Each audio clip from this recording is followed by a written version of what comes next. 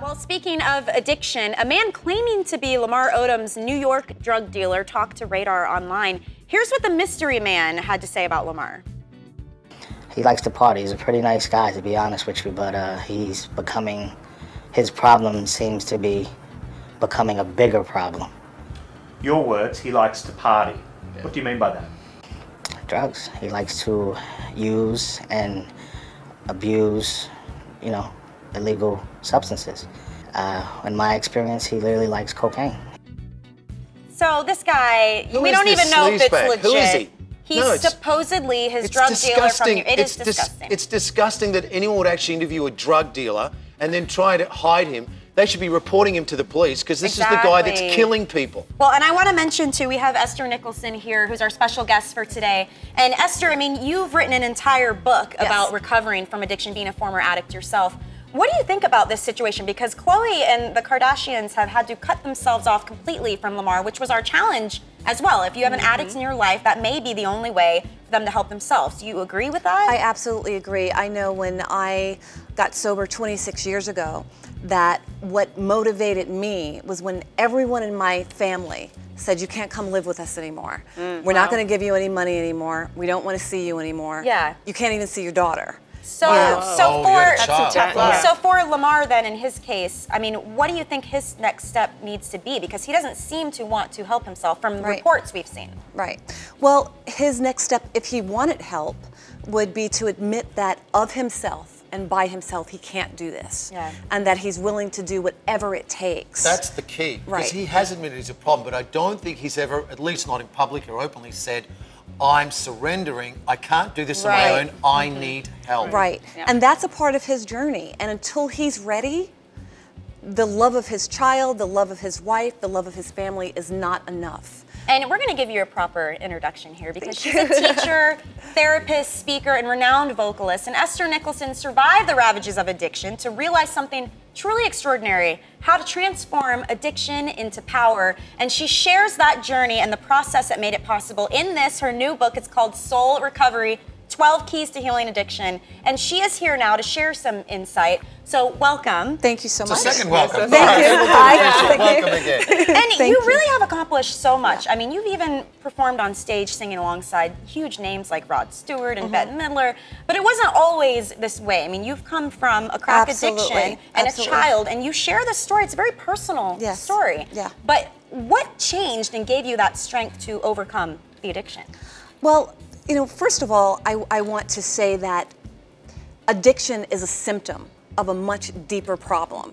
Even the young man that we were just speaking about, the cocaine is not his problem. It looks like the immediate problem, but it creates more problems. Right, but the real problem is how he feels about himself. My first problem was my addiction to the false sense of self-worth and not feeling loved and not feeling wanted and not feeling like enough, and then reaching out for any and everything outside of myself to give me that temporary illusion.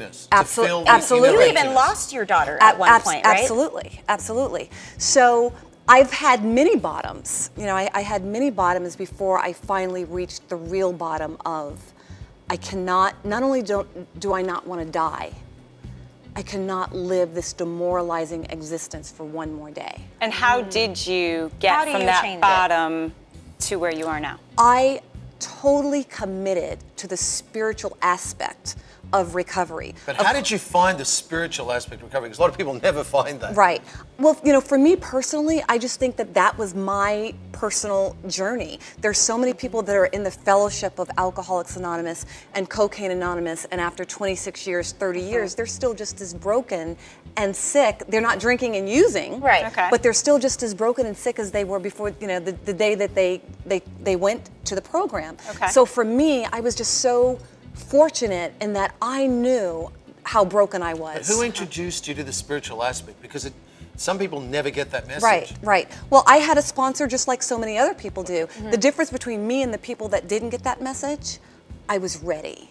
And let's talk about your book for a second, because what's interesting is that you have the 12 steps for the rest of us, because you talk about addiction is not only alcohol and drugs. What are the other types of addiction people struggle with? I know that there are millions of people out there that can relate to the addiction the emotional addiction, to relationships. How many women, how many men out there cannot see their lives without sharing it with someone else? Right. And they usually get into those relationships from a place of woundedness and neediness, and instead of from a place of wholeness. So you're referring to codependency, or Absolutely. even women who just don't think they're good enough, so they'll even be with an abuser. Absolutely. The addiction to procrastination. Yeah. The addiction to self-sabotaging behaviors. The addiction to the negative self-talk. All of that is an addiction. An addiction is when you have lost the ability to choose. And you know, you have 12 keys. Obviously, those take time, but you do have a simple exercise someone could do at home now to realize the potential of surrender and release. Can you share that in about 30 seconds? Well, I think that one of the most immediate things that someone could do is to bring into your consciousness, bring into your mind someone right now that you have a story about, that you have resentment towards. Okay. Resentment, the remembering, the retelling, and the reliving of painful events, even if those events are in the past. And look at how it affects your whole energy field, you know? Forgiveness and compassion. Forgiveness, so identify the trauma, Yeah. identify the people who you have created this anger, this resentment, and get to a place of forgiveness and compassion. And the inner child stuff, the self-compassion, the self-forgiveness. So many people in any kind of addiction, we beat ourselves up so horribly.